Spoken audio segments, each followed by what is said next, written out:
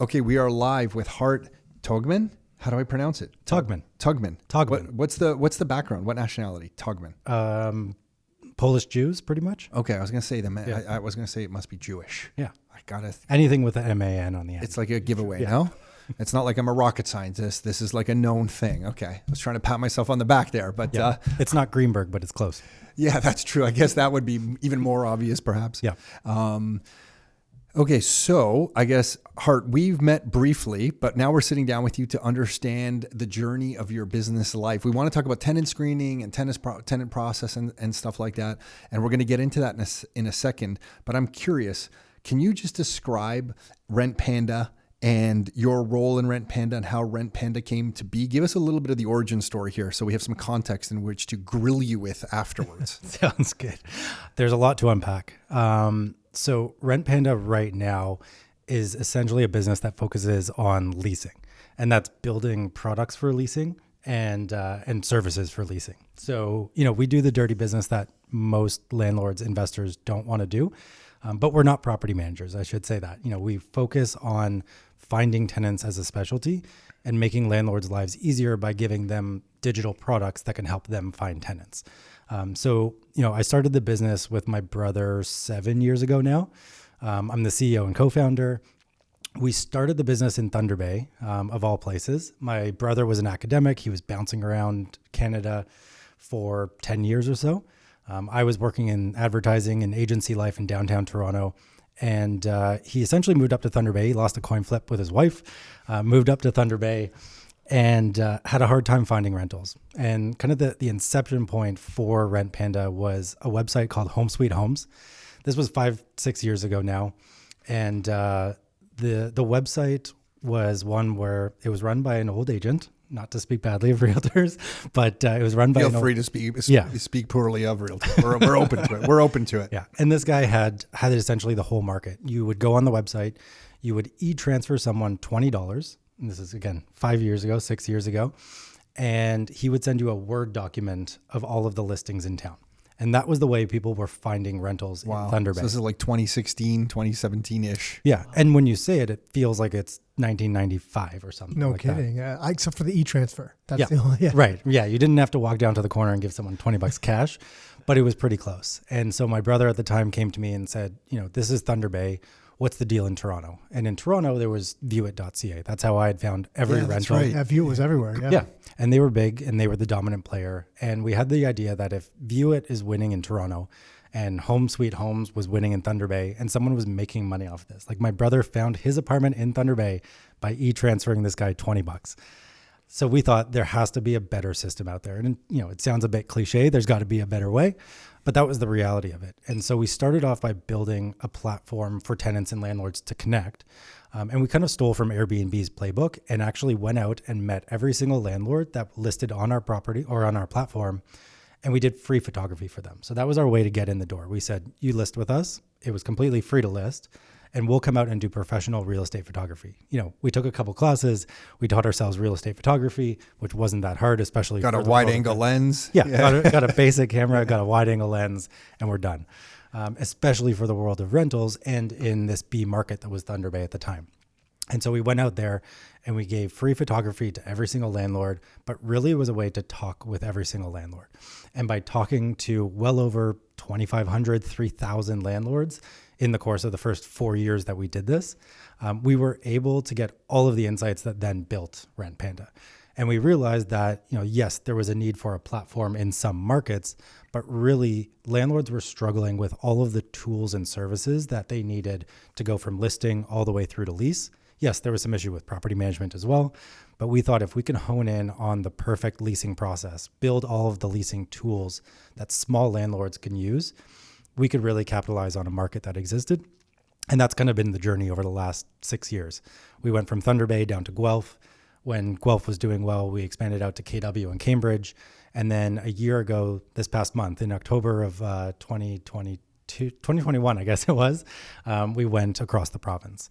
And so... Why'd you go to Guelph from Thunder Bay? Like, it just seems like a random choice. Did you have people there or something? So I'll give you kind of the real answer as opposed to the marketing answer. But half of it was because I was still working in Toronto at the time.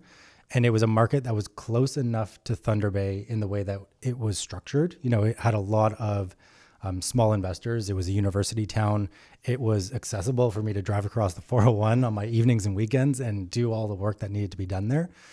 It was approximately the same size as Thunder Bay. And the rental market had similar dynamics. It was also far enough away from Toronto that it didn't have kind of the Toronto mentality. Investors didn't have the Toronto mentality there. You could still cash flow properties there. So it was kind of the perfect test market for us after Thunder Bay. And we very quickly learned that Thunder Bay is unique. It's very unique in the way that people operate there. It's very unique in the rental industry. And Guelph was actually a lot more like Hamilton, like Toronto, like Barrie started to be during COVID, than Thunder Bay. So Thunder Bay is still kind of the unique outlier for us. But it was And when did you enter the Guelph market? This would have been 2020 at this point. Okay. So this is all very current. Oh, good for you. Yeah. Okay. Yeah. And, we've pivoted the business a number of times. We started as a pure tech startup. We were prop tech. We were going down that route. But as we've developed, we've put more people on the ground and built more real estate style services as opposed to just technology. And so we realized that, landlords were asking for a more passive approach. They didn't necessarily want to go property management and give up their, 6 to 10% in monthly rent, but they were absolutely scared of those horror stories of tenants. And they just wanted someone with expertise to find them a tenant. And so what does that mean? How have your services morphed? So we have all of our online tools, and that's for the DIY landlord, as we call it. It's the self-serve, gas station approach. It's primarily free. They can, pay to add on some of the more premium tools. But for the more passive landlord, we actually have teams of leasing specialists throughout the entire province. And so we assign, Rob, the leasing specialist, or Jamie, the leasing specialist, to someone's account.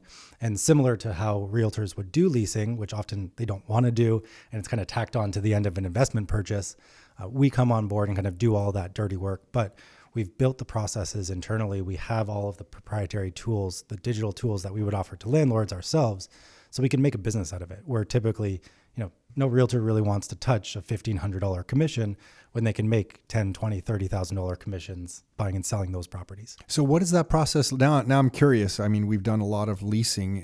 What does that process look like for you? Somebody reaches out to you and says, I have a rental property in Guelph. Yep. What are the steps here? So it's a lengthy process, but it's similar to what you would do for your leasing clientele. But it really starts with an analysis of the property. So we put all of our effort into really defining what the market rent should be for that place.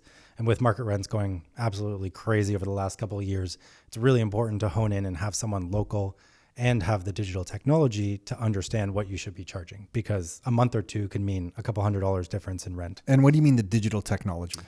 So we have a couple proprietary tools where we can evaluate all of the comparables on the market, and we can look at a property, a unique address or unique unit within an address, and actually evaluate what the average rent should be for that place. And then we can also look at the tenant profiles. So a little bit of like the inside scoop is that we're actually launching a new rent report for the Canadian rental market. It technically launches today. Oh, cool. It's going to only be available to kind of a certain subset of the market. We'll test it out with you guys and some of your clientele.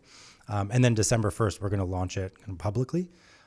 But through the tools that we have to analyze market rents, to analyze comparables on the market, to scrape data from Facebook Marketplace, from Kijiji, and actually get active listings on the market. Whereas typically, we'd be looking at Treb data or something like that to kind of get an understanding of what's out there, but it doesn't give you a full picture. All of those tools have allowed us to build a more accurate representation of what the market is. And essentially, we're building tools that makes us as leasing specialists more efficient. And by doing that, we're going to build the best tool, but then we can give that best tool out to the landlord audience. So you decide what the rent is. The argument happens with the investor back and forth. I'm just joking when I say argument, by the way, but I know how that debate is on what it can rent out for. You decide based on some of the information you share with the investor or the landlord, hey, here's what we think you're going to rent for. That's ultimately agreed upon. And then what, you start advertising the property on your platform? Yeah, so we do a full walkthrough of the property as well. So we're going to do all of the photos, all of the videos. Like I said, professional photos from our entire team, and we've trained our entire team. We also identify the tenant profile. And so a lot of landlords will go out there or investors and say, either this property is for everyone, which it's not, they have a 3-bedroom home, it's not going to attract everyone, or they do the typical approach where they say, no pets, no students, no families, no one over 6'3", and they put these crazy criteria on their property, and then they want top market rent for it. And so we always have that conversation and argument, conversation, analysis with the investor, and we give them the typical triangle, right? Like any business, offering a service. Do you want it fast? Do you want it cheap? Or do you want it quality? And so the same thing goes for a property. And we're trying to match make 3 parties, right? It's the landlord, it's the tenant, and it's the unit. And so we want to analyze, how quickly do we want to get that place rented out? Is time of the essence, or is the landlord more, willing to wait it out and to get that top market rent? Do we want to rent it fast, but at standard market rent or even just under? Or do we want to absolutely push for that top quality tenant? Maybe that's that corporate client or executive client. And do we want to wait longer for them? So it's that triangle that we always go through. And then we push it out to the platforms. So we push it out to Rent Panda, but we are not kind of, limiting to Rent Panda for sure. So we know that Facebook Marketplace, that Kijiji, that Rentals.ca, that other platforms carry with them the volume of tenants that come through. And frankly, in the last 5-6 years, Facebook Marketplace has become the dominant player. The age-old, stigma of Facebook tenants being bad tenants is absolutely not true. We've done corporate rentals, Tim Hortons franchisees have purchased properties or rented properties from us, and they've come through Facebook Marketplace. Oh, really? Okay. Air Canada HR, employees were on Facebook Marketplace looking for their staff to be housed in Thunder Bay, all through Facebook Marketplace. So we want to acknowledge the fact that Rent Panda is not the biggest marketplace, but we are one of the marketplaces. Sure. Your report's interesting because we, on a smaller scale, because of the investors we work with here, we keep track of what different units rented for. Sometimes if it's a 2-unit, someone put a second suite in the basement, we have a lot of those numbers that you can't really get off TREB data. CMHC data doesn't have that. You can't get that elsewhere. So we have our own database, which has been useful for us because we can see trends and know rental amounts that really just aren't publicly available. That's going to be a really valuable resource because as you guys are filling more and more properties, that just becomes more and more valuable to you, to the investors, and that type of thing, because you'll get those types of units that you just can't get elsewhere. Yeah, especially with as that segment of the market, I'd imagine it's probably grown. Like, do you guys even serve those units? Like, if someone's got a 2-unit or a 3-unit property, you would rent. Yeah. I mean, we service every single unit type imaginable. We've done large multifamily, and we've actually done room rentals sublets. Really? So we've done everything from the absolute bottom of the barrel up to the top. But yeah, you're completely right. The proprietary data that we have coming through is unique, but also working with our partners, we've been able to scrape data that otherwise wouldn't really be scrapable. Yeah. And so we're using that data to inform kind of an aggregate view of the market. But it's something that, Rentals.ca partnered with Bullpen Consulting 10 years ago and started to produce this report. And it's kind of been the stagnant report ever since. And every, PR, outlet would quote Rentals.ca. And we're super, super excited to be coming forward with this because it's what we feel is a more accurate representation of the market. And we're also looking at data and kind of proprietary metrics that allow us to push out numbers to investors. And so we're building an affordability score for certain cities. You can look at Thunder Bay versus Toronto versus Guelph and see what's affordable, but then you can also digest what's investable. So we're going to look at, vacancy rates and average purchase prices and the rent rates and that affordability score and start to push investors towards markets that would otherwise be uninvested in. And that's kind of how we started investing in Thunder Bay ourselves, because we found it was an opportunity. And the types of data that we analyze, having that inside view, is what we now want to provide to other investors. So you're using that report yourselves, but you're also going to offer this report as a subscription or something that people who are not using your service perhaps can just get that report from you.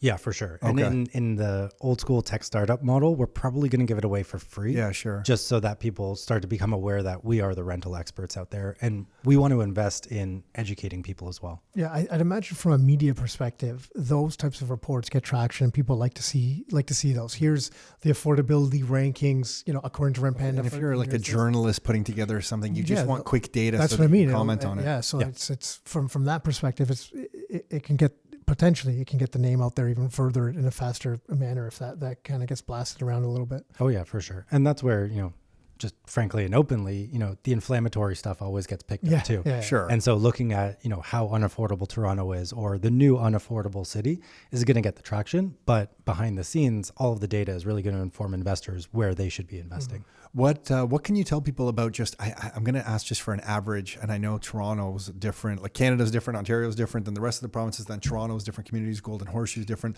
But if someone's filling a property right now, and they're, let's say, pricing, not to get the high, they're pricing it just right. They want it done quick. So it's right, or maybe even slightly below, like just a percentage below what the market you think is doing.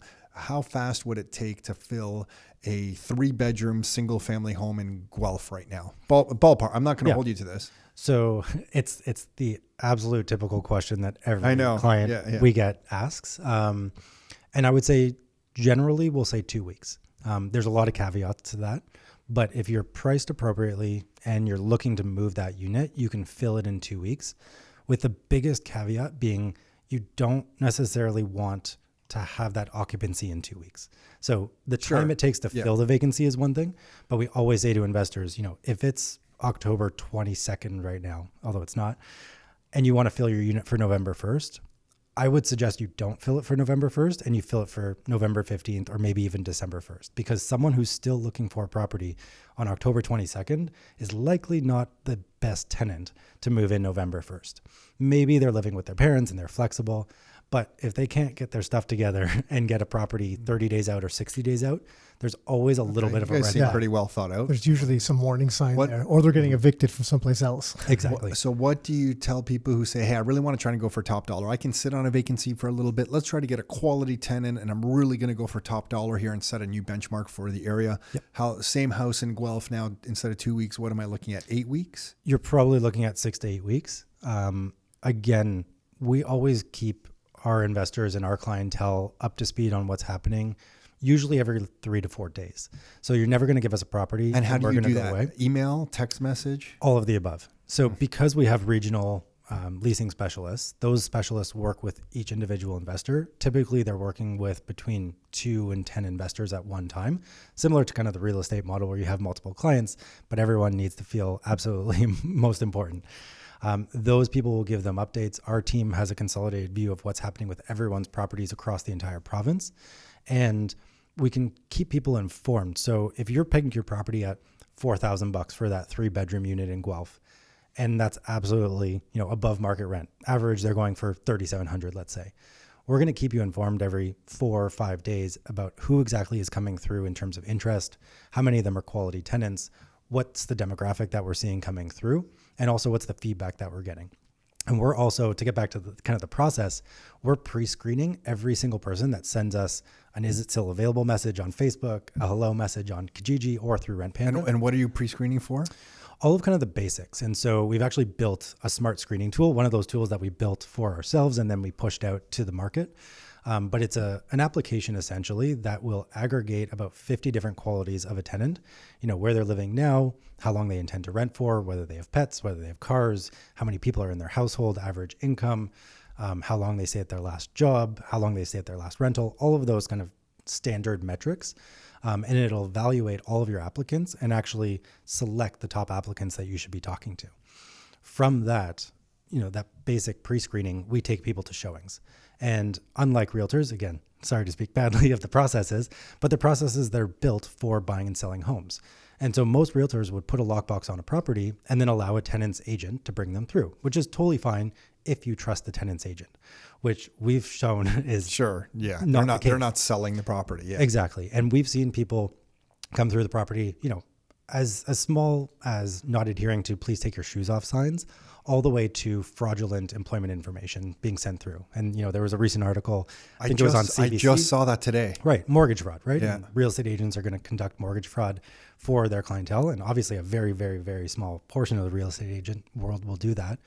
But we see the same thing in the rental world, but it's not as sexy. No one's talking about it. Nick, I don't know if you saw that. It was somebody who was going to do, I think they were doing mortgage. Maybe they were going to in the future do mortgage fraud, or it was the same person they were reaching out to. And the question was, would you also somehow vouch for me as being my employer or my because I'm going to rent a property and someone's going to do an employment check, and the person responded back via text message on the screenshot, like, yeah, of course. Yep. I'm like, holy smokes. Yeah, that part I missed, I think. Yeah. And so we see that all the time with applications that come through. And so we built a system where we said, we're not going to trust anyone but ourselves. So our leasing specialists actually go into every single showing, which is a big time suck. Sure. But for all those small landlords that have done it themselves and have that gut feeling, that gut feeling is built priceless. on, yeah, and it's built on real things, right? So we don't put a sign up saying, please take off your shoes. We evaluate whether someone offers to take off their shoes or not. Oh, really thought small out. thing. I like it. Yeah. Do they come on time? Or even if they're late, do they text you to say that they're coming late? When they walk through the place, are they really just like scoffing at things, or do they feel like they're falling in love with the place? And all those qualitative intangibles allow us to go back to the landlord and say, hey, we've done our due diligence. Here's our gut feeling. Because what they really want is for you to be their eyes and ears on the ground. Every landlord still has that old school mentality of, my gut tells me something. And then we go on to the super in-depth quantitative stuff. And that's where credit checks come into play, background checks come into play. We've actually built out a tool with a partner, Verifast, to pull income and expense verification. And so we can actually tap into a tenant's bank account now with their consent. They're going to do it for us. And we can see all of the income coming in and all of the expenses That's going the old out. Rentify company, rebranded, right? Exactly. Very fast. They just got bought. Oh, is that what it was? Didn't Single Key I think so. No, so Single Key just bought Neighborly. Oh, that's right. It was Neighborly. That's Yeah. right. So both of A them. lot of action going on. Yeah. Lots. Also another topic of conversation in terms of the aggregation of the industry right now with players that are our size. But Single Key bought Neighborly for their data, and they have a proprietary set of tools that essentially work to quell that fear of unpaid rent and tenant caused damage.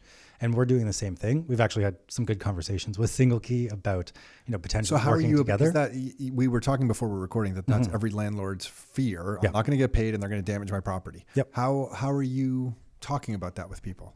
So that's really where, if you're doing it yourself, we're going to arm you with every digital tool that can give you as much transparency as humanly possible about a tenant. And that's things like the income and expense verification, ID verification, credit checks, background checks. But it's also, pre-screening people and saving you time in the process of, posting your place on Facebook. So this is where I'm using Marketplace. Rent Panda as a do-it-yourself platform, and I'm going to get those tools from you. Exactly. Okay. Yeah. And so it gives you more certainty. It gives you more transparency. Other companies look at it as saying, you can screen people or not, but you want to opt into a rent guarantee, right? You're going to buy insurance. You're going to pay 5% of monthly rent. And we're going to guarantee that if your tenant doesn't pay rent, here's your coverage amount. We think we can take a different approach to it and say, we're going to give you all the information to have a clear view into this person and allow you to choose a good tenant. Because ultimately, we've done this thousands of times now. The margin for error is small, but it's possible to stay in that realm of solid tenants and avoid those horror stories. And we got to remember that those horror stories are still, less than 1% of all of the renters out there. Yes, they get all the media, they rise up in those Facebook groups, but they are still the large minority. And so with the right tools, you can avoid it. And if you're too busy to do it, or you're truly, truly scared and you've never done it before, our team can just do it for you. And we play that partnership role. And to be fair, even some of those stories, some of them are caused by the landlord or the investor too, because some respecting the tenant, not respecting the property. The property. I mean, you guys probably see, you walk into a property, they're like, here, fill this property, and I'm sure you've walked into some, and you're like, probably not even like, I'm sure you've told some people like, we're not taking this on. Yeah, and oftentimes at that walkthrough, we train our leasing specialists to come in and say, here's the thing you need to do in order to push that market rent up. And, we try and avoid having those. What if they say we don't want market rent? We'll take below market rent, and it's the property's not in good condition. You guys will still take it? Because to me, I'm just like, I don't want to be responsible for putting someone into this property, because if there's any problems or something, we're matching two maybe not perfect assets here. Yep. But if the landlord's saying, I don't care. Yeah. But I'm just saying, if the landlord's who saying, deals with the problems afterwards? But it's the landlord. They're not property management. Yeah. So they turn. What I'm saying is that they turn back to us, because we've done this before, and then we've had some guarantees in place and stuff like that when we've had to refill a property. But if you're doing that, are they turning back to you? I guess if you're having the conversation. I think if you're having the conversation up front, setting the expectation. Because we've seen people like caused problems over. Remember, there was one over an appliance repair for like $250, and they had just moved in. The appliance wasn't working. It was like a floorboard too that the just needed floorboard or fixed. something. And it was just like the landlord's like, well, no, this isn't part of the deal. Like, and we're just like, this is like someone that seems good. I mean, at this point, you don't know, but you're like, this seems relatively minor in the grand scheme of things. Now you're making the tenant hate you from day one. Good luck with the tenancy. So the good thing about our service is that it is a premium service. So paying someone, a realtor, a leasing specialist, a property manager, 1 month's rent to fill your property, that's already a premium service. So we've literally had one landlord like you're describing.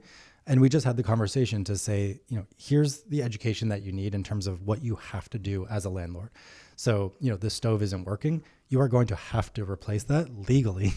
So do you want to replace it now and get a better tenant? Or do you want to replace it after we place someone who's meh and then, cause issues down the road? So thankfully, the people who come to us who are willing to pay a month's rent probably aren't the same landlords who are like, yeah, I'm not going to pay the $100 to fix that baseboard, or go down the line and have a negative experience with a tenant. We've definitely seen it pop up where, landlords try and skirt some responsibilities as things are getting tighter. We've done a lot of this leasing work over the last 2.5 years during COVID. People are pinching pennies, especially now as we move towards the economic situation. People are getting tighter and tighter, but it just means that the clientele that are coming to us and willing to give up 1 month's rent are a little bit more selective and self-selecting. There's generally something to be said for using people that specialize in certain areas too, because you guys, your team would have filled a number of properties, so they have some experience. It's no different. You mentioned realtors and stuff. A lot of them maybe haven't filled like that's not what they do. Maybe they do one fill for every 50 property sales. So they don't have the experience. No different than like any other industry. There's kind of the 80-20 rule, but even in real estate beyond, it's a far different process to sell a $4 million property than it is to sell a $1 million property. And there's just different attention to different details that are needed versus, one versus the other, right? So it's the same type of thing that applies. So there's that aspect of it too. 100%. And our best referral partners are realtors. And we've worked with many, many brokerages across the province. And those realtors who are working with investors who are buying and selling properties, consistently over and over again, they want their clientele to have the best experience possible. And the better tenants at higher market rent and faster that we can fill those vacancies, the better for that realtor who's working with that investor, because they're going to turn around and buy their next property faster. So they've been our best referral partners, and our user base has grown through word of mouth. And so good investors, good landlords know good landlords, good realtors know good landlords. Yeah. So all of that positive word of mouth is what really drives that leasing business. And then our digital advertising drives a lot more of the online sales. And so those kind of two systems buoy each other. But as a company, we're really focusing on building the tools that make us better leasing specialists. And if they truly work, we can test them out and, we don't get crap from the industry if they don't do well. But if they really, really work well, they're going to be products that sell well for the landlord audience. I've always believed that, there's different circumstances, right? But if someone's local, I think there's always a benefit to being able to learn the process as an investor and manage it a little bit yourself or fill the property yourself, so you're not dependent on people like you. Yep. Because it's a great service to have. But I'm just me as a person, as an investor. So much in our world is all about, hey, hand your money over to someone else and, go to the bank, here's my money, put it in mutual funds, give me some more money back. And in real estate, it's like, oh, okay, well, go find me a property. Oh, these guys go fill it. And then when something blows up, they haven't grown as a person with their own skills to be a real estate investor, even though they're investing. So, and then also they don't, and at the same time, I feel like if they've had that experience, they respect the service level, because they have an understanding of what it takes. And then the conversation, I would imagine for you guys, when people have kind of done that themselves, the conversation is better because they have also gone through the same thing. So when you talk about a gut feeling or you talk about certain circumstances or something that goes on during the showing, they can relate and do that type of stuff as well. Oh, yeah. That's always kind of something that I think we've selfish. You don't have to. People don't have to do it, but I just feel it serves people. Like it can be good when you develop those skills on your own as well. I think we were talking about this before we started recording, that we like to put people in an uncomfortable situation because they learn from it and then they don't need us. And, you know, our whole belief is like your life, your terms. It's like, to live life on your terms, sometimes you have to do some shit that you don't really want to do. And then if you hire Rent Panda or somebody else to do it, like you're saying, you're better prepared. You know what to expect. You can kind of audit the service you're getting a little bit better. Yep. And I find many Canadians who've worked in corporate Canada, when they're used to just calling meetings for things and they've never dealt with the general public to go fill a property. And I think we were alluding to this before we started recording.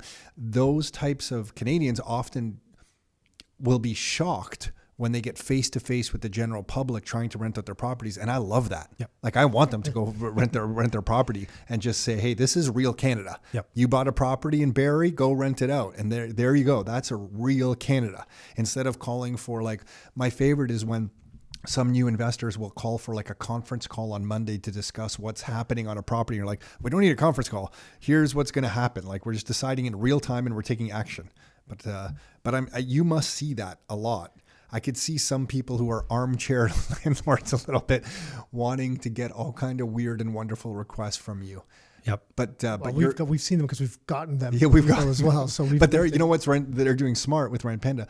They're giving updates. You said every 4 to 5 days. Yep. That circumvents that. Yeah. Because if they're giving updates by a week, people are going to be freaking out by 1 week. But they're giving updates every 4 or 5 days, so the person feels like they're getting an update, and it keeps everybody at bay. So it's a bit self-serving that you're doing that as well. Yeah, for sure. I mean, there's a lot to unpack there too, with communication being the key to the business. Rob, who is not able to be here today with us, but he's our CGO. We actually met and lived the advertising life in client management for about 10 or 12 years. Yeah, so you get this deep. We get it. And the reality is I'm glad you swore, because we can now swear. Yeah. But, you know, you have to learn how to get shat on. You have to learn how to take shit from clients and still keep a smile on your face and make them feel good about shitting on you. And that's the reality of the business that we're in. And so many people have said to me, oh, you're getting into the leasing business? Like, that's a tough business to be in. And, you know, property management is grimy, but it's lucrative because you know, if a property is running well, you sit back and you collect your monthly rent and you collect your monthly, you know, fees. The leasing business is transactional. And the same thing with real estate agents who do well, they grind their asses off. And for us, it's a constant grind. But the clientele that is the best to us are people that have been in the mud. It's like you said, the people who have experienced it themselves. And we're very transparent about our entire process. We walk everyone through it, not only at the sales point, but at that, you know, initial property walkthrough. We say, here's exactly what we're going to do. And you could use all of the same tools that we do, because we now provide them to the landlord audience, but it's hard and it takes time. Mm-hmm. And yes, we've honed in that process, but we're not shy about sharing the fact that this is a hard process to go through. But we like doing hard things. And the reality is that the people who can push towards those hard things can make money doing it. Yeah, the marketplace rewards you for sure. Exactly. Are you using the Ontario's? You are using the Ontario Standard Lease Agreement. How do you handle landlords who want to make all kinds of additions, maintenance addendums to it? Do you have like a standard process for that? Do you have standard clauses yourself? How do you handle that? Because I know that I feel like every landlord feels like they've cracked the nut on what to put in a lease, and it can delay the process sometimes. How are you handling that? Yeah, it's a good question. So thankfully we have a paralegal on staff. Oh, do you? That's our biggest, biggest quiver or arrow in the quiver. That paralegal has crafted a 12-page standard boilerplate lease appendix, which pretty much covers every single possible clause that a landlord has brought up to us and said, hey. 12 pages. Yeah, 12 pages. It would. It's covered. Big. Yeah. Covered. We have gotten 25-page addendums from landlords. Oh, I'm sure. But we've gone through them. And again, we've done this thousands of times. Our paralegal is 30 years seasoned in the industry.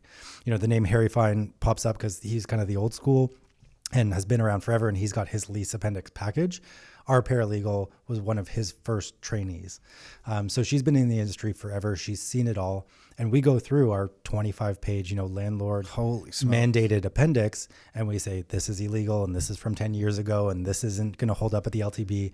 And we also bring case law forward that's currently happening at the LTB to be able to constantly augment our lease appendix. So you're basically educating the tenant before they move in of like, hey, here's what's allowed. But because really when you boil things down, I've always, and I might have a misunderstanding here, so please clarify me if I'm wrong, that we're all bound by the Tenant Act anyway. So even if you didn't have this 25 25-page addendum in there. If anyone goes offside, the landlord or the tenant, and something goes to the landlord-tenant board, we're all bound by the Tenant Act in Ontario. So you don't really need a 25-page addendum. It just makes, I feel like, the landlord feel better that it's in there. Would you agree with that or disagree? I would disagree. Okay. So everyone is bound by the terms of an Ontario standard lease, even if you don't have a signed Ontario standard lease in place. The lease appendix that you can tack on can have clauses within it that are going to hold up at the landlord-tenant board. We talk about non-enforceable clauses all the time. If you put no pets allowed, right? Unless you're in a condo that has bylaws that don't allow pets and clearly identifies that, a no pet clause is unenforceable. Sure. You can put it in there, but if you end up at the LTB trying to evict your tenant for a pet, it's not going to fly. So what's an example of the alternate, like one that you've put in there that's not in the Tenant Act, but you can enforce it? Yeah, for sure. So a lot of it isn't about enforcement of a rigorous clause that you want in there, right? So, an easy one is no smoking, right? And so according to the Ontario Standard Lease, you can put in that there's no smoking within the property. You can also add no smoking rules. In our lease appendix, we have kind of the standard commercial style no smoking clause where you can't smoke within 9 meters of any entrance. That helps out with single family homes with people smoking in the backyard and the smoke drifting into the house. It helps with multifamily, but it's just a small nuance to smoking rules that are enforceable. But other ones that people don't think about are things like Airbnb arbitrage. So you can disallow Airbnb arbitrage in your property, but if it's not in there and someone has gone through the length that's a good one. subletting properly, Yeah, getting that's a really approval, good one. Yeah. they can override that. Or the one that we always talk about that no one wants to talk about is what happens in the case of death of a tenant.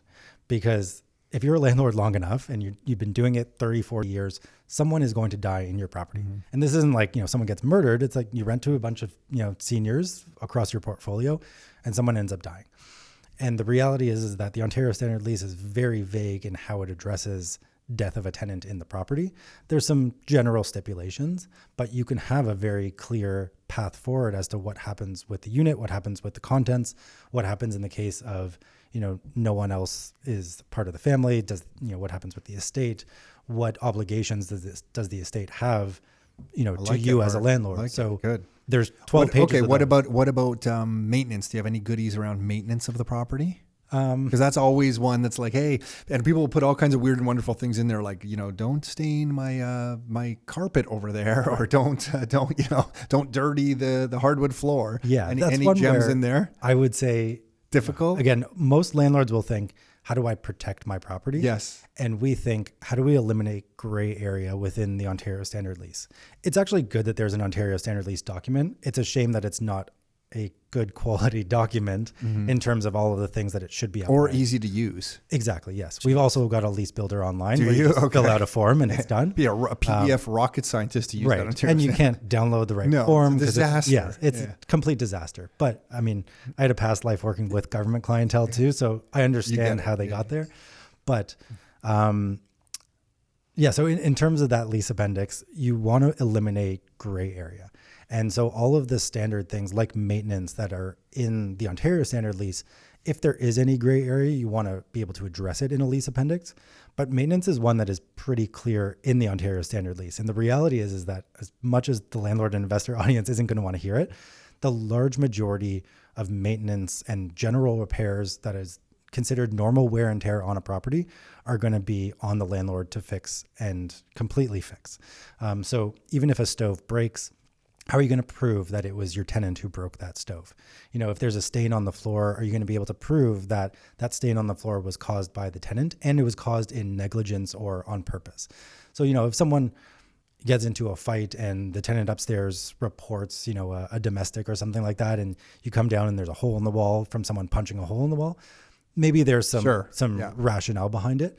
But if you come in and the tenant is moved out and all of a sudden there's a stain on the floor, you're not going to be able to go back to any lease or lease appendix and get those damages back. But what you want to do, and what we've built into our systems and our online tools, is conduct a thorough move-in inspection, which I would say 95% of landlords do not do. And when we say a move-in inspection, we mean take photos and videos of everything in that rental property. And as odd as it is, I have a basement unit. My tenant showed up at 10 o'clock one night, when they were moving in. They were super late. They apologized, problems with the U-Haul, whatever it was. And they showed up at 10 o'clock at night. They were tired and angry and no one had pizza and beer. And you still walked them I around. said, do not take anything out of the truck. Come into the property. We're going to walk around. We're going to spend 20 minutes photographing every single thing. And we're going to sign a form that says you agree that this is the current state of the unit. And then when they move out, they're gonna load everything up on that truck. So you're doing that in real time. You don't have to have those pictures printed out and them initialing on a page. You get them to sign a form that those pictures dated at this date and time are in fact the pictures that you're using. We actually just have an online tool where you upload all of those photos, and then at the end you digitally sign that document, and then it sends out to everyone. I am old guy. I'm thinking printing them out, getting someone to initial on the page. Yeah, It's okay. He was nice to you. yeah, fair enough. Yeah. I mean, in this day and age, you shouldn't have to print and sign anything when it comes to a rental. I know. I'm laughing because just the other day, somebody was filling a property and they couldn't get the standard lease sorted, just like we're talking. And we're just like, go old school, print that sucker off, pen in what you need to do, take pictures, email it, they can print it off. So like sometimes you just end up going old school just because of technology, but you're right. If the things are done properly, you shouldn't have to. Oh yeah. Now I'm curious. The one thing that I always threw me for maintenance, and I don't know if I haven't checked recently, but as of a couple of years ago at least, and it's been like this for a long time. I don't think it's changed. Is it always threw me that the tenant is not required to take out the garbage of the property, so they could just store it on the porch, store it in the garage, and ultimately it's the landlord's responsibility to have to go get it. Now we've never really had that problem once in a student property. Yeah. When they piled it in the garage for like 6 months. Yeah. And our garage became a garbage dump. It was a 1-800 junk. Like, hey guys, thanks for helping out. Here you go. I think you basically told them to pay to get it removed, and they did it. No? Or did we hire a truck? There was a couple different instances. Yeah. Students are notorious for leaving stuff. I mean, we've seen like brand new construction boots and brand new like Oilers jerseys, like all this stuff left in the student properties. And we're just like, there's value to these things, but we just hold them out. We're just like, get this thing over with. Yeah. I mean, there's certain things that you can eliminate that gray area for within a lease appendix. But one of the most common ones that landlords screw up on is snow and lawn maintenance. Yeah. And that's something that it's the landlord's responsibility. Yeah. How are you handling that? So in most cases, I like how you took a sigh. Yeah. Go ahead. Yes. That sounds right. That's actually an argument that we have with landlords all the time. And especially when it comes to people who have been through, coaching systems and things like that, we always want to get back to the coaches and say, just recommend that they have a snow and lawn maintenance budget in their numbers from day one. It is the easiest thing in the world to just say, here's what it's going to cost for my property in this territory, and factor that in from day one, and you eliminate all of the potential problems. Because then when a snow and lawn maintenance company doesn't do what they're going to do, they're a contractor, and you can fire them, you can hire a new one, and you have that. And you can show your tenant and the potential LTB, adjudicator that you end up at, that you're doing everything in your power to mitigate any problem. So that's what you recommend, getting contracted out. 100%. And they should have insurance if anything happens, right? That's a big one too. So a lot of people will then say, well, if you don't have a company doing it, I want the tenant to do it. We always would say you should enter into a snow and lawn maintenance contract, because if you put the tenant has to cover snow and lawn in your lease appendix, that's an unenforceable clause because they couldn't do that. And if you're entering into a snow and lawn maintenance contract with them, you're essentially turning a blind eye to the fact that they're not insured. And so you're then going to go back to your insurance company and ask if you have, liability coverage for that. And you're going to want them to have tenant's insurance. And it's a gray area again. So to eliminate the gray area, factor in those costs into the property that you're going to purchase. But if not, then you would go all the way kind of to the relationship side, which again, we don't advise. And you're just going to ask your tenant to nicely do it. But, if bylaw calls you up and your lawn is, 12 inches tall, ultimately it's going to fall on the landlord to come out and mow that lawn. Yeah. And the lawn's one thing, but the liability involved in the snow side is you got to kind of take that seriously, because if someone's going down and they decide to slip on your sidewalk, or there's someone's delivering an Amazon guy's delivering a package to the front door and he slips down the steps and cracks his head because there's an inch of ice on it. I mean, you don't want to mess with that type of stuff, right? No. What about tenants insurance? How do you any tips on how to talk about that or call? I don't know. Anything come to mind when I say that one? Yeah. In this day and age, just make it mandatory. It's actually one of the good things about the Ontario Standard Lease, where you literally just check one box and tenants insurance is made mandatory. Make sure, and our leasing team does this, but we make sure that tenants insurance is in place, so you get proof of insurance before move-in. So the same thing with, first month's rent being paid. you don't want to give them the keys until that check is in hand or that e-transfer is sent through or that whatever, digital payment is there. Tenants insurance can be the same thing. And if someone allows their tenants insurance to lapse, you can actually serve the appropriate form. And that's something that you can evict them for not having because it's part of that Ontario standard lease or your lease appendix. I like how you said, make sure you get first month's rent in hand before you hand over the keys. I think that's what you said there, because we've seen so many people over the years and we didn't even think we had to tell investors that, but they gave the keys without getting first month's rent, or they just got it as a check, not certified, not bank draft, not e-transfer. Yep. And our hearts just sink. We're like, wait, what did you just do? And that check then bounces. And then from day one, you're chasing a rent. Nick, were you going to say something there? No, I was kind of laughing at make sure you get proof of insurance and things, and like all the little administrative details that you and I would overlook and be like, oh yeah, it's close enough. And let's people just ask us if we get like parent guarantors on student rentals. We're like, no, we just get the students. Students have actually always paid us. Like how many over 20 years? I could count a handful of times on students specifically. Yeah, if that. Well, most of the checks are in the parents' names. Right. When there was, and if a student does fall behind, they catch up. It's like 1 month, maybe they catch up. It's rare. The vast majority of parents are paying for the vast majority of students have the parents paying the rent numbers anyway. So unless the kid really kind of ticks off his parents, they're probably not going to let the rent bounce. Students take rent payment more seriously than adults do. Yeah, that's what we've seen. Yeah, probably. Especially when it comes to international students, and we're seeing that more and more and more, especially with hot markets like Peterborough or Guelph. People are entering into the country, they're paying $15,000 to $30,000 for tuition. They're not going to miss a rent payment, right? So you will do student rentals as well? Oh yeah, for sure. Oh, really? We actually just did one in Guelph where it was an up-down duplex, 3 bedrooms upstairs, 2 bedrooms downstairs. And it was a beautiful place. And the student rental market in Guelph had absolutely gone insane, kind of late summer. Students were living in motels, commuting from Collingwood every morning to come to university. There just wasn't enough housing.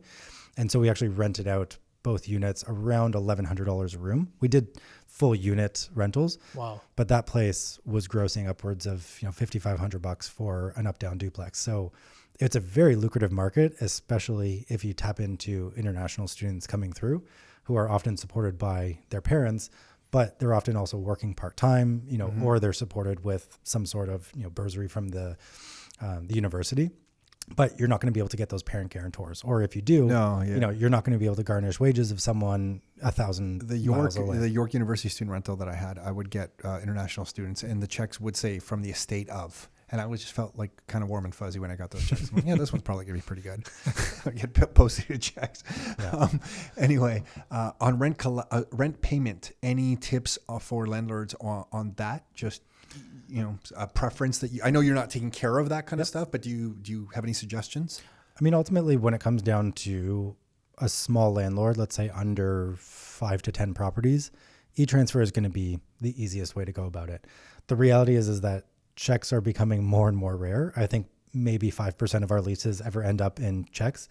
As great as post-dated checks sound these days, we've literally had tenants come to us and say, how do I get a check? Mm-hmm. They don't know. They've never seen a check before. We're talking about 23 to 26-year-olds. Yeah, no clue. Have never seen a check.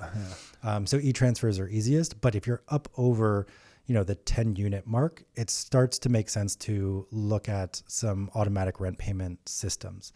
So we use a couple, but there's a ton out there where you can, you're going to pay a small fee per deposit that comes through, but it's going to be automatic. You just have to be aware of NSF charges, right? And so you're going to have that built into your lease and lease appendix as well.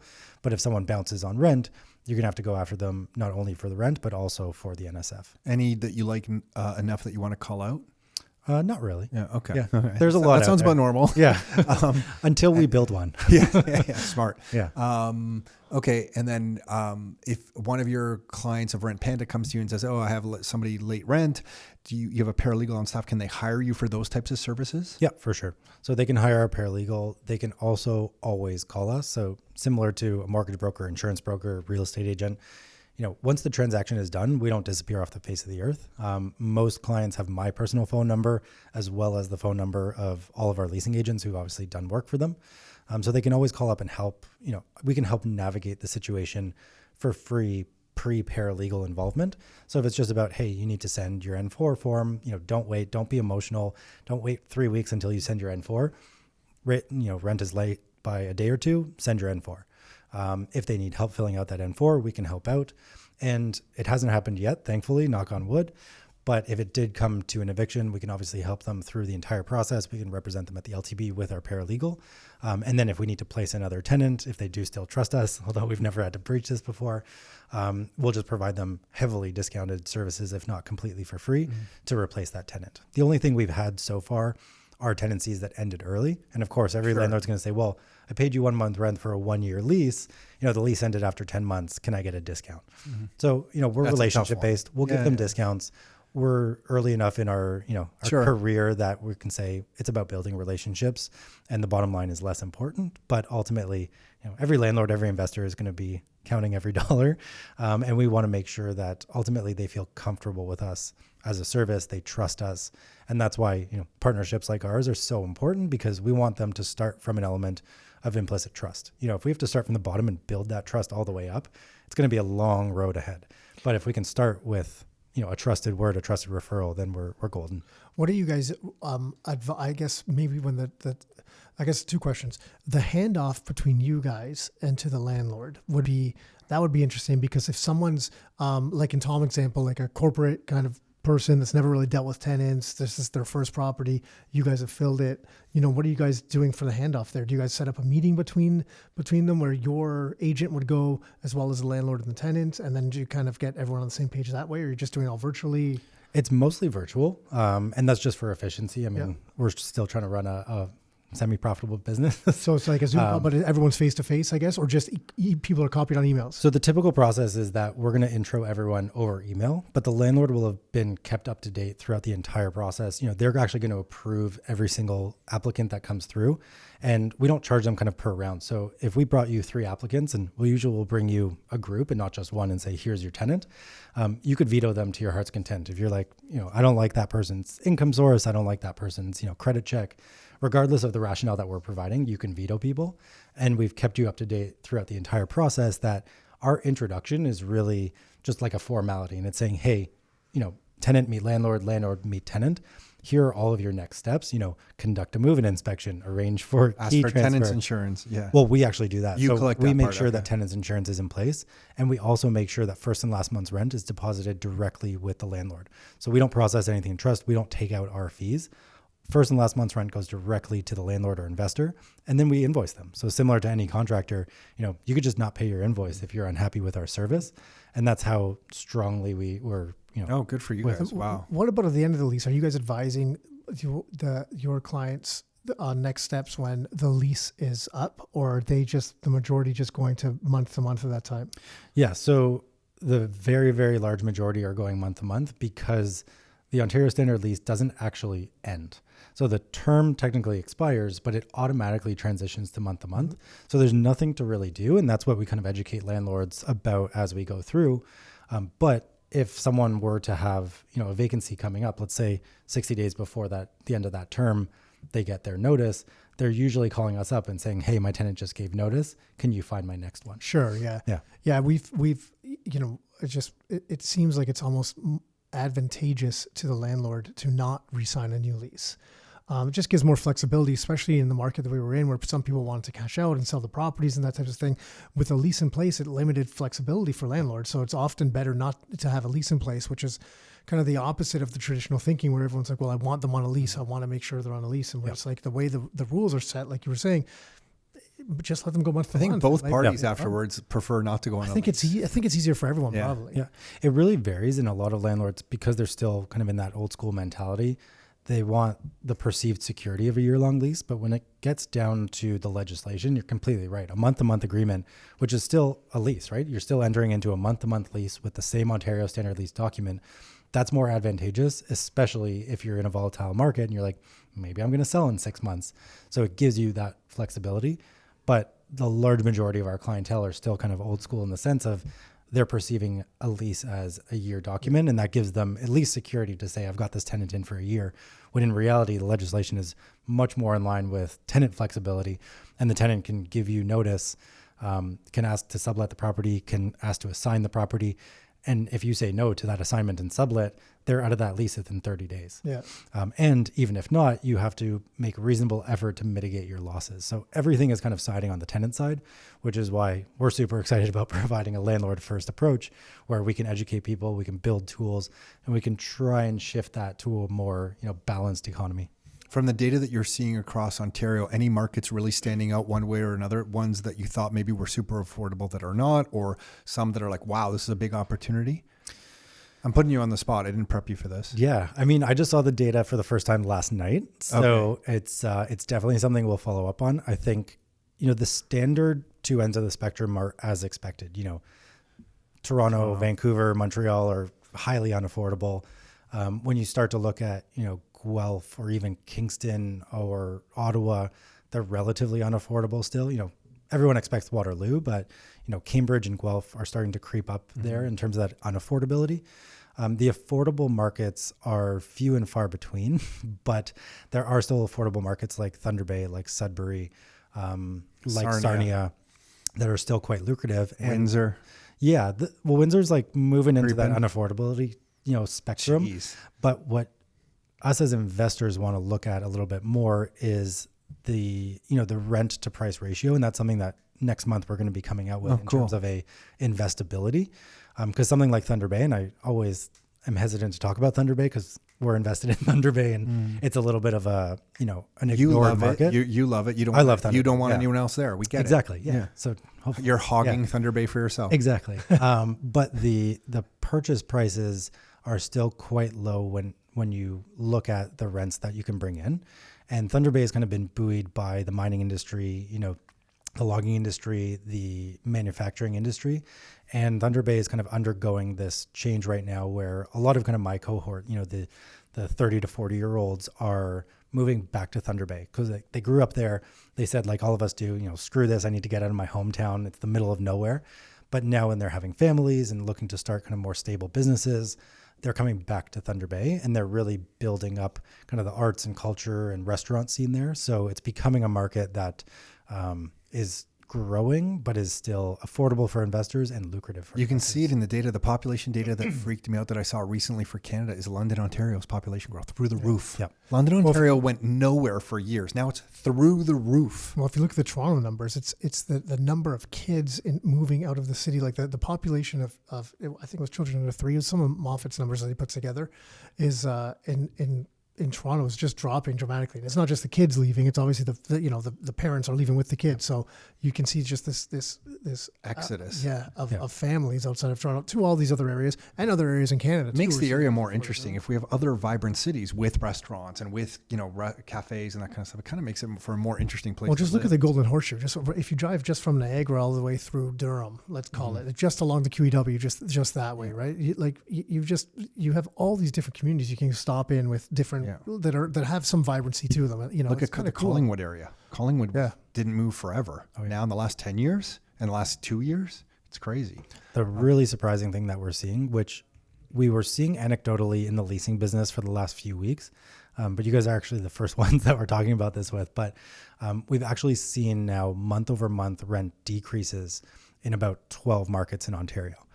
Which is really interesting. I mean, maybe investors are going to start, screaming that like that's a terrible thing, but it's actually alluding to a more balanced market where we're going to start to see high quality tenants, stable market rents where you can look at a market and say, yes, this is exactly what I'm going to get for market rent, how long it's going to take to rent a property. And so we're seeing some of these markets that were absolutely astronomically, growing over the last couple of months, starting to come back down towards this element of normalcy. That makes again. sense. It was going too high, too fast. And there has been a change back to the office. Yeah. So some of those markets that maybe were renting out had some of that demand. Some of that demand's moving back away into the city as well. So it's a couple factors. Spiking up too high, too fast. Yep. Needs to settle, and maybe just a slight change in demand. Yeah, for sure. And I mean, the nature of a renter is fundamentally changing, and it has been over the last 10 years. Everyone has this stigma of renters being students and poor people. Good point. Yeah. And that demographic is shifting considerably. Totally, people are renting longer. People are renting with larger families. There's now, multifamily housing, or not multifamily, but multi-generational housing that's starting to become more standard. And we saw a lot of it out in Peterborough where 35 to 40-year-olds are moving in and bringing their parents. They're not moving back in with their parents, but they're moving into a home and supporting their 70-year-old parents, and they have kids themselves too. So we're seeing that shift. I think there's a segment no different than the resale market that are interested in staying put because rents have moved so much. Like if they even got into their property 2 years ago, rents have gone up 30%. Like in the last year, depending on the area, it's 15 to 20%. So if they've gone up that much, even if they're settling down a little bit, anything that spikes up has to settle down a little bit. But if you're in a decent property and you start looking elsewhere, you're like, well, you know what, I'm going to stay here because the rents are capped, artificially capped, because inflation's running at, real inflation's probably 15% or so. And they're, they say it's 8%, and it's the landlord increases are capped at 2.5%. So they're artificially suppressing rents. So it'll be interesting if that dynamic ever changes and affordability changes and people start just kind of moving en masse a little bit, like when the interest rate moves settle down and the economy just kind of recovers, what the dynamics are then. Yep. Because I think it's artificially keeping people in place in the resale market as well. Life happens. Some people are going to have to move and that type of stuff. But I think a lot of people are just like, let's put whatever plans we might have had on hold right now. Because when we look around, if I'm renting, we have some people renting a full home in Oakville, call it, for $2,500, $2,600, $2,700, what? $2,650, something like 26. That. Right. And it's a 3-bedroom home, finished basement. Like it's, they're in a good. It was high when we first set that rent. Yeah, but they've been in there. But so for them to look around, they're like, no, we're gonna stay here. Yep. Right. So. But to that point, there's a lot of markets that are still quite lucrative if you can do that hard shit, right? If you can push outside of the envelope, and there's, people that we've met at your conference and other conferences that are starting to push what a standard investment looks like. They're looking at, accessory dwelling units. They're looking at multi-generational families. Well, Craig Race was just in here talking from Lanescape, talking about laneway housing, just in Toronto. That's going to change Toronto. Never mind the rest of the province. Ontario is basically going through a big shift. It was kind of status quo for quite a long time. And now I feel between laneway housing and some of these other markets, because of affordability, people moving back to Thunder Bay, moving back to London, Peterborough, it's interesting to see the evolution of this space. And a lot of it's just because of the population growth here. That's what I was going to say. Affordability, I agree, is one thing for sure. I wonder how much density comes into play, because as density, Toronto's still not a dense city compared to other cities in the world, but it's much more dense than it used to be. And I'm wondering from the family aspect, so people leave for affordability for sure. At what point are people, what percentage of people are also leaving because they're just like, man, I can't take the city. Yeah, but some people are going to stay because they like the city. Because they like the city, for sure.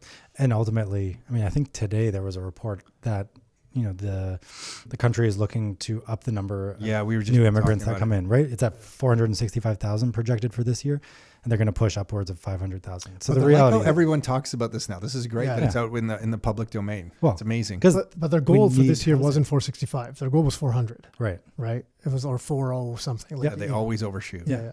And that's I'm looking at that number, and the second it came out, yes, there's a massive shortage of housing. That's the kind of bottom line.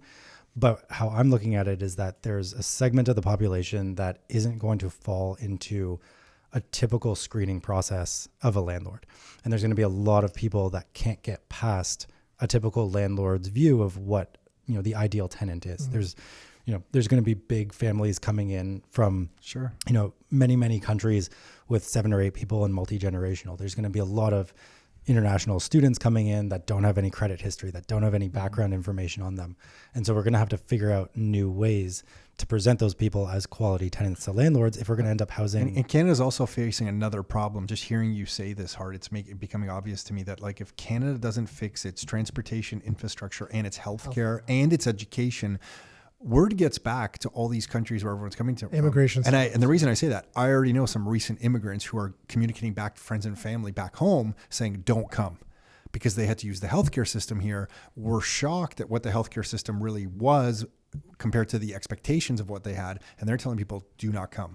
So we can pound people in here, but at a certain point, Canada has to fix the infrastructure, healthcare, education, transportation. Well, we run our hospitals at like 90. They aim for like 90% occupancy, right? Like somewhere in that range. So they're running. So any minor little surge, it ruins it all. And if you're bringing all these extra people in, we already have barely any capacity. So to me, I'm with you. Like is the province aware that the federal government's target is now 500,000 for population growth across the city? And are they increasing the healthcare systems here? Anyway, Yeah. we know the answers. Yeah, but you're right. That is a risk to all these population. Like everyone's just talking population. Yeah, it's population ultimately growth. becomes a And risk. we've been, I think, since 2016. Did we start 2018 for sure? I know it was in my first presentation. We started talking about that type of stuff. I don't know, maybe slightly earlier, but there's when everyone's talking about it, there's a risk of that shifting quickly too, because people can quickly be like, oh, we're just going to go over in this direction all of a sudden, right? Canada's still relatively the best. There's still a lot of good options, Yeah. but we run the risk of really kind of overextending things and making things and not putting people in a not so good situation for sure. Hart, thanks for doing this. So interesting to hear the story of Rent Panda. Congrats on everything so far. We're excited. I mean, that we selfishly we want you to succeed just because of all the investors that we work with to have good services like you're offering here, really support. So you say. We'll see. Yeah. No, I'm just. Yeah. We'll talk to you in like a year or no. Yeah. We're impressed with the way you're handling everything, that your view on the business and how you're interacting with landlords, and you're taking an education approach. Really great stuff. So thanks for sharing all this stuff. We're really hoping you the best, and we'll bug you to come back here in a little bit to give us an update on what's going on and what you're seeing. So For sure. So what are you, other than RentPanda.ca, that's the main URL? Yep. Correct. What else? How do people find you? Or is it just go to RentPanda.ca? Go to RentPanda.ca, check us out on Facebook, Instagram, now on YouTube, and hopefully, you see my mug everywhere and get in touch. And I mean, to your point, Nick, we also don't want people just to say, cool, this is your service and I can opt into it. We want people to challenge the status quo. We want people to use the online tools and say, this thing is broken, because we're building and building and building. And everything that we've built so far has been because of landlords coming to us and sharing their experiences and sharing what they wish would be out there. Yeah. So if you were like, hey, have you ever thought about building this? We would probably say maybe, but let's talk about it. You're building it based on first-hand feedback versus just theory. Yeah, right? exactly. Which makes a difference for sure. Yeah. And we're landlords and investors ourselves, and we always want people to poke holes in our system. Yeah. Awesome. Yeah. Hart, thanks so much. I really appreciate this. Thank you, Thank guys. you. Hey, thanks for tuning in. You can find every new episode of the Your Life, Your Term show on all the major streaming platforms. So Spotify, iTunes, Google Play. And if you'd like to get free copies of some of the books that we've put together, like these right here, or some of the reports that we've put together, like these right here, you can find all of those at www.rockstarinnercircle.com. That's www.rockstarinnercircle.com. That's it for now. Until next time, your life, your terms.